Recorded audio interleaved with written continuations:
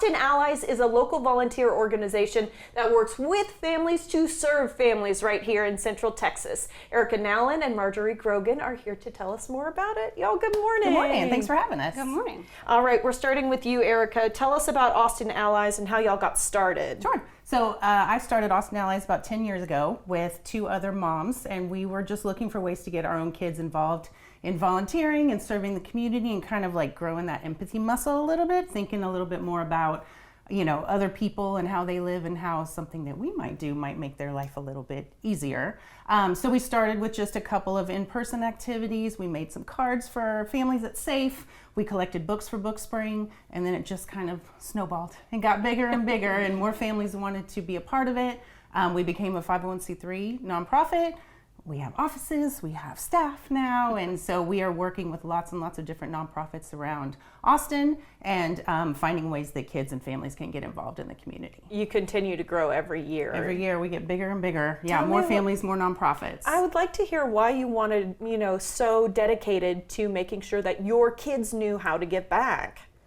That's a good question. I think it's important for all kids to kind of get out of their own bubble and just kind of think about how other people are living and how what they do impacts other people and how they can make things. Because it's pretty me when you're little. It is. It's very, and I was noticing that with my own kids, and I really wanted them to kind of be a little bit more thoughtful about their actions and how they affected other people and how they might be able to help other people.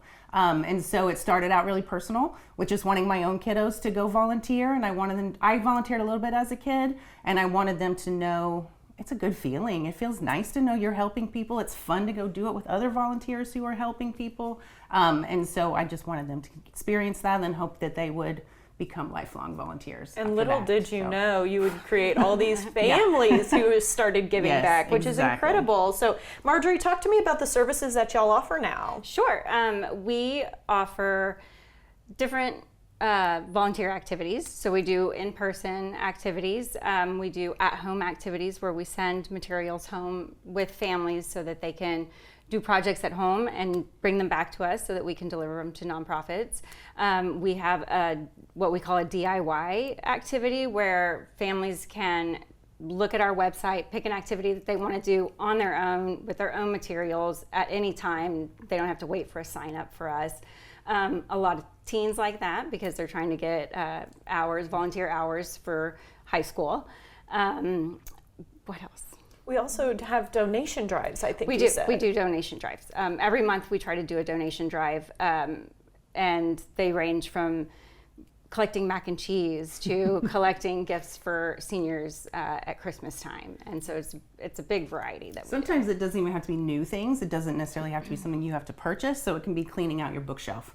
And some place like Book Spring will take books, gently used books. So it can be just, you don't have to spend the money sometimes to do it also. I think it's amazing that it's time that families can spend together and that there's not a huge hump to get going. It might just be the craft supplies you already have at the house. Exactly. Yeah, that's really cool. Okay, Erica, how big is the need? Boy, you guys have grown. We've grown a lot. So in 10 years, we've gone from kind of a little neighborhood organization where it was just family that I knew. The Mom Network is prolific. We spread the word about how to get together and do things together. And now we have over, almost 2,000 families that follow our newsletter and sign up. We had 550 families volunteer with us last year, most of them multiple times. And we gave back, we wrote it down, 14,000 volunteer hours to the community and helped 50 nonprofits. And we have about 95 to 100 nonprofits that we kind of help regularly. And last year we did supported 50 of them with our volunteer activities. Those numbers are big. It's big, and it grows.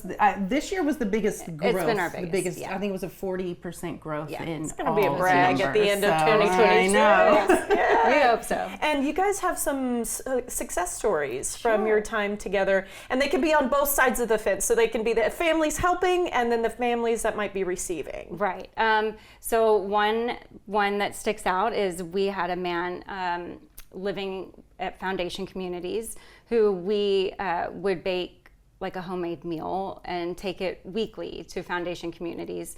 And he told them that it was probably the only home cooked meal he's had in a long time. It reminded him of when his mom used to cook for him.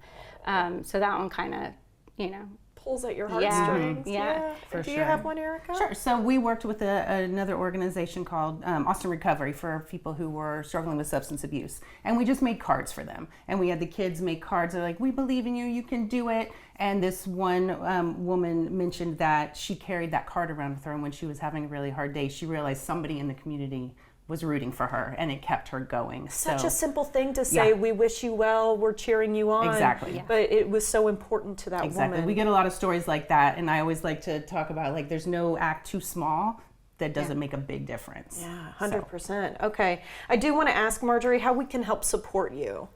Well, we always like more volunteers. So more volunteer families signing up with us. Right now, we get a ton each week, but we always like to see more. More nonprofits to work with, more nonprofits to support in Austin. So if there's a nonprofit that hasn't worked with us yet, we'd love to hear from them. We love family sponsorships. We do have some families that donate to us on a reoccurring monthly basis, and that really helps, especially with like project supplies and things like that. We have corporate sponsors. We've had one, Julie, for a long time, who supports us in a lot of different ways. We do a food drive with her every year, and it's always very successful. So family, Lots of corporate ways to help. sponsorships, yeah, We and are then just 100% donations. donation led. That's how we, do all the projects that we do. So we definitely need that community support, whether People it's giving companies, families, individual donors. Got that helps us do all of these things. like You what guys are see pretty of us. big heroes to me. You are amazing at what you do. Thank you so Thank much for your you. time. Thanks for having us. To see available activities and get full access to their site, sign up online at austinallies.org.